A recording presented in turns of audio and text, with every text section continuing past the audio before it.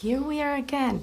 So I remember when I saw you 10 years ago, you mentioned that you were working in Avatar. That was your next movie.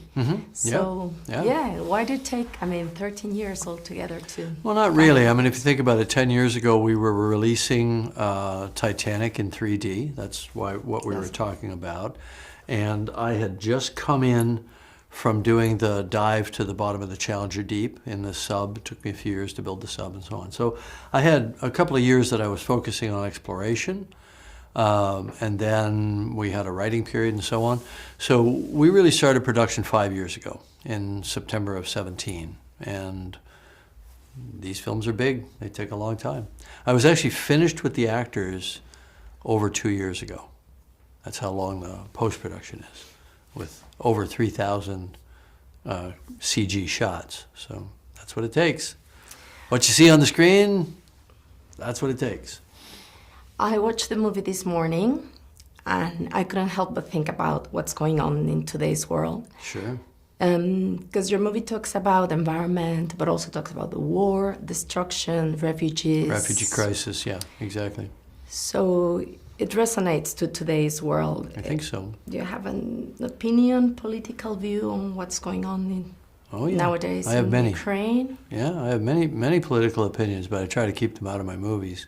But, the fact that we have refugee crises of different types, there's obviously 7 million people flowing out of Ukraine into Europe and so on. To me, that's about the humanitarian crisis. I imagine what it's like for those people to have to leave their homes, to try to keep their families together, protect their families and so on. That's what's going on in this movie. I wasn't writing, I didn't know there was going to be a Ukraine war. I knew there was going to be refugee crisis around climate change, sea level rising, people being displaced, droughts causing people to be displaced. That was all, we knew that was going to happen 20 years ago. And I was certainly very conscious of it when I started down the path of writing these movies 10 years ago. That's on my mind, absolutely. I think the environmental crises, we've known about that for a long time. The degradation of the oceans, the endangered species, whales that are endangered and so on. But collectively, we have to do something about it, and that's what this movie's about. So looking to the future for the next movies, are you going to keep talking about family values, environment? Yeah, I don't know if I would call it family values. To me, it's about the family, good and bad, right? All of the tensions and the dysfunctions that happen in a family, but also the bonds that can strengthen people from within families. Yeah, that's very much what these films continue to be about. You see, there's a father-son story, and there's a whole other father-son story.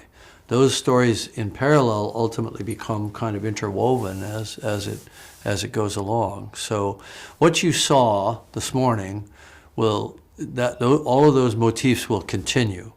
But they'll continue in different landscapes and with new cultures and new elements, visual elements being injected all the way along, I don't want any two of these movies to be the same movie. And also Kate Winslet back into your movies and filming underwater. Is it true that she can hold her breath for over 7 minutes? She did it. We have it on video, right? So she did 7 minutes and 20 seconds, I think. Now that was in a static test where you're not moving. But all of the actors had to be able to hold their breath for 2 or 3 minutes, moving, swimming, acting, being active underwater. You're using more oxygen, right? So if you can hold your breath for 7 minutes, you can swim for 3 or 4 minutes. You see what I mean? How challenging was that, filming underwater in general? Not only water's always difficult, that's a given. So it was difficult when we did The Abyss, it was difficult when we did Titanic, it's difficult on this, but I love it. I love the end result, I love the look and the feel of it. I love being in the ocean myself, obviously, so it's worth it. Yeah. I read somewhere that some shots you have like 400 versions of one shot. Oh, all of them. I'd say all of them have 400 to 500 versions. There's many hundreds of versions before I even see it. A version is, an animator will do a small thing and then they give it a new version number and then they'll do something else and something else. The shots are built in layers over time. So imagine hundreds of versions of every shot times 3,250 shots. You can imagine the amount of data, the amount of storage, the amount of people working on that. That's all the unseen sort of thing behind the magic, right? I just want the audience to see the magic. I don't want them to think about hundreds of computer artists. The film is beautiful. Thank you. You're a perfectionist? Well, look, perfection is a moving target, right? It's highly subjective. So I always tell everybody, we don't have to be perfect, we just have to be great. Like great. Like exceptional. Okay?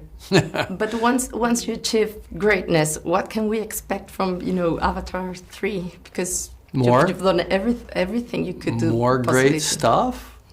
It's not, it's not a hard concept. We try for the best, we put the best up there, and then when we do the next movie, we do the same thing again. The team is very dedicated. They're very dedicated to a high degree of quality, sometimes more than I am. I work with 10 different visual effects supervisors at Weta Effects, and I interact with them every day, and we look at the shots, and we try to figure out how to make it better, and sometimes they're not satisfied. They say, I can do that better. I was like, well, okay, go do it. So my final question, any plans to film again in Latin America, Colombia? I mean, they have the Amazon there. Yeah, that's right. You've got the Amazon rainforest there, you've got mountain cloud forest there, you've got some interesting indigenous people there. Absolutely. I have actually never been to Colombia, but I know some indigenous people from Colombia that I met with and learned from, and they shared some of their spiritual wisdom with me about their relationship with nature. They see themselves as the guardians of nature. They don't like to come down out of their mountain forest unless it is for the purpose of trying to help the rest of us understand what we have to do to save this planet. Really, they see it as we have to save ourselves. It's very interesting. So I learned a lot from them.